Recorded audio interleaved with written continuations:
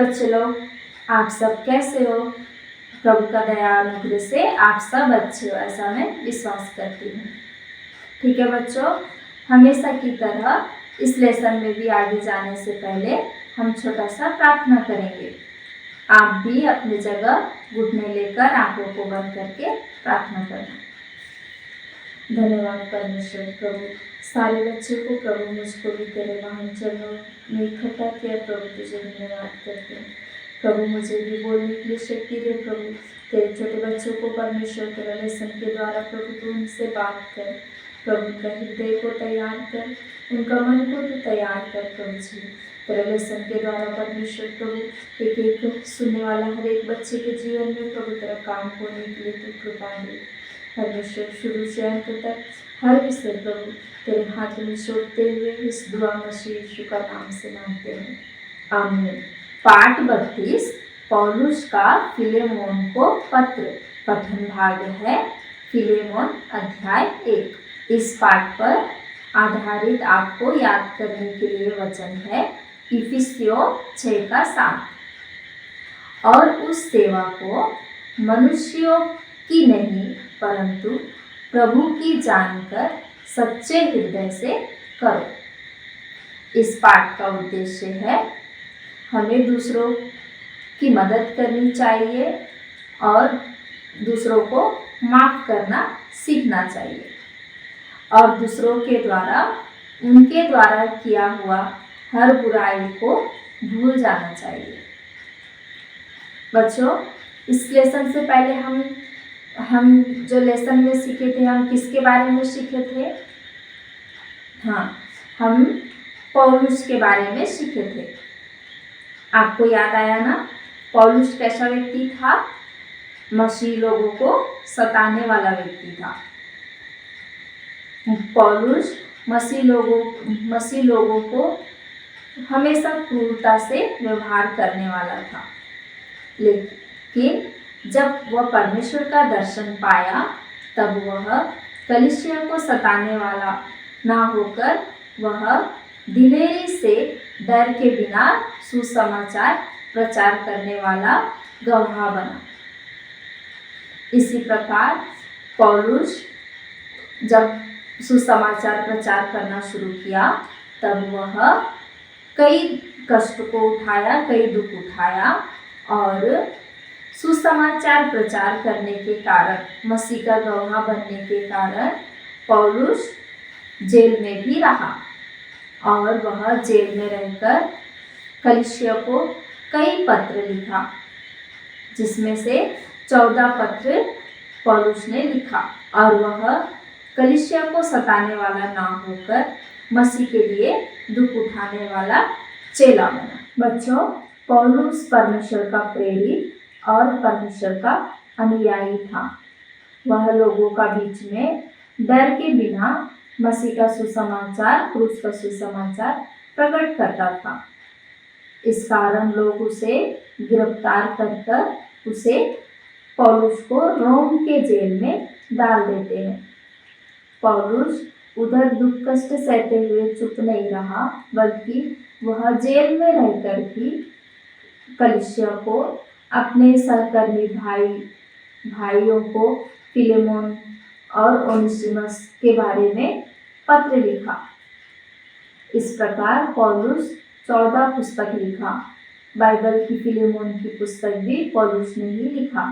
Philemon नाम का एक धनवान व्यक्ति था। वह बहुत प्रतिष्ठा पाया हुआ व्यक्ति था। वह कई दासों का मालिक था, जिनमें ओनेसिमस नाम का व्यक्ति था। वह ओनेसिमस नाम का व्यक्ति वह भी फिलेमोन का दास था।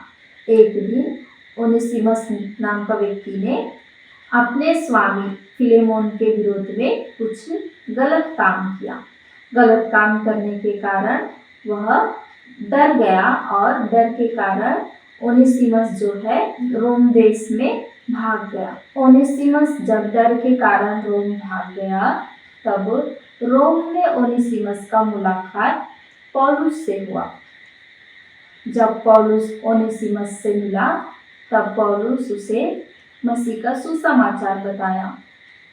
तब ओनेसिमस क्रूस का सुसमाचार अपने जीवन में कबूल किया और अपने पापों के विषय में पश्चाताप करते हुए अपने पापों को मान लिया। और ओनेसिमस जो है अपना पाप को परमेश्वर के साथ साथ पौलुस के सामने भी मान लिया। तब परमेश्वर जो है ओनेसिमस का जीवन पूरी तौर से बदल दिया और ओनेसिमस वहाँ से चला गया। तब पौलुस फिलेमोन को ओनेसिमस के बारे में पत्र लिखा। पौलुस फिलेमोन को पत्र लिखते हुए यह कहता है कि हे फिलेमोन, तेरा जो दास ओनेसिमस जो है वह उद्धार से पहले न तो तेरे कुछ काम का था न मेरे कुछ काम का था। मैंने उसे तेरे पास वापस लौटा दिया है। अब वह बदल गया है और हम दोनों के लिए अत्यंत लाभकारी हो गया है। वह यीशु को अपना जीवन में कबूल कर वह यीशु मसीह का अनुयायी बन गया है। इसलिए मैं तुझसे विनती करता हूँ कि उसने जो कुछ भी किया है उसके लिए उसे क्षमा कर और उसे एक दास की तरह नहीं बल्कि हम सहकर्मी में से एक उसे अपना भाई के समान उसे ग्रहण कर और उसे क्षमा कर और उसने तेरा जो भी हानि किया है उसे तू मेरे नाम पे लिख कर रख। मैं जब आऊँगा तो मैं उसे भर दूंगा करके पौलुस ने फिलेमोन को पत्र लिखा। पौलुस फिलेमोन को पत्र में यह भी लिखा कि मैं पूर्ण आशा और भरोसा के साथ यह विश्वास करता हूँ कि ओनेसिमस को एक दास के समान नहीं बल्कि हम सहकर्मी एक भाई के समान पूर्ण आत्मा प्राण शरीर से उसे ग्रहण कर उसे माफ करेगा करके मैं यह विश्वास कर रहा हूँ करके पौलुस फिलेमोन को पत्र लिखा। इस प्रकार बच्चों पौलुस ओनेसिमस को जो है गलती कर वह रोम भाग गया था, उसे यीशु का सुसमाचार बताया। ओनेसिमस जो है यीशु को अपना जीवन में उद्धारकर्ता होकर कबूल किया और वह यीशु मसीह का अनुयायी बन गया और अपना मालिक फिलेमोन के पास वो वापस लौट गया। आइए बच्चों इस कहानी से हम क्या सीखते हैं, कुछ बात देखेंगे। बच्चों हमने देखा ओनेसिमस और फिलेमोन के बीच में दुश्मनी था, लेकिन पौलुस उनको मिलाया और उनके बीच का दुश्मनी को ख़त्म किया। इसी प्रकार हम भी पापी थे बच्चों, हमारे अंदर झूठ, चोरी, झगड़ा, दोस्त को मारना, दोस्तों को बुरे बात बोलना, ये सारी चीज़ हमारे अंदर रहने के कारण हम भी परमेश्वर से दूर हो गए थे। लेकिन यीशु मसीह हमें प्यार किया और हमारे पापों के लिए क्रूस में अपना जान दिया और हमको सारे पापों से छुड़ाकर वापस पिता परमेश्वर से मिला दिया। इसी प्रकार हम गलत किए लेकिन यीशु मसीह हमें दंड नहीं दिया बल्कि हमें माफ़ किया। यीशु मसीह को माफ़ करने के कारण हमको उद्धार मिला। इसी प्रकार हमें सताने वालों को और हमें नुकसान पहुंचाने वालों को, हमारे दुश्मन हमें कितना भी सताने से, कितना भी नुकसान पहुंचाने से भी हम उनके साथ बुरा व्यवहार नहीं करना चाहिए बल्कि हम उनको माफ़ करना चाहिए। और हमें हमेशा हमारे अंदर से कोमलता, प्यार, प्रेम और हमेशा क्षमा का व्यवहार ही दूसरों के साथ करना चाहिए। बच्चों इस क्लास का एक्टिविटी में आपको 3 कलर पेपर लेना है और इस सेट में कट करके उसमें लिखना है। ब्लैक पेपर में हम इसमें यीशु मसीह और उसमें ईश्वर यानी परमेश्वर आपको इस प्रकार लिखकर एक्टिविटी करना है। आशा करती हूँ बच्चों कि यह लेसन आपको अच्छे से समझ में आ गया होगा। आइए इस लेसन को ख़त्म करते हुए हम छोटा सा प्रार्थना करेंगे। आप भी अपने जगह पर घुटने देकर प्रार्थना करें। धन्यवाद परमेश्वर प्रभु, तूने शुरू से अंत तक हर विषय में प्रभु हमको चलाया, हमको सहायता किया। प्रभु तुझे धन्यवाद। प्रभु तेरे सीखा हुआ बात परमेश्वर एक एक बच्चे के अंदर काम होने के लिए तू कृपा दे प्रभु जी।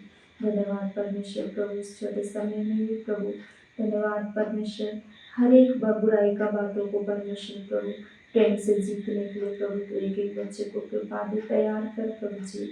प्रभु तेरा प्यार परमेश्वर हर दुश्मनों का बीच में प्रभु जी, बुराई का बीच में प्रभु तेरा प्यार प्रकट करने के लिए परमेश्वर छोटे बच्चों का हृदय को तू छू ले प्रभु जी।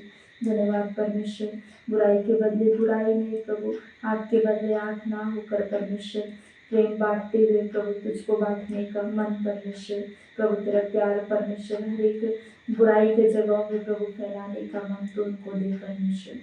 धन्यवाद करते हैं प्रभु, सारा विषय परमेश्वर तेरे हाथ में सौंपते हुए प्रभु इस दुआ मसीह यीशु का नाम से मांगते हैं, आमीन।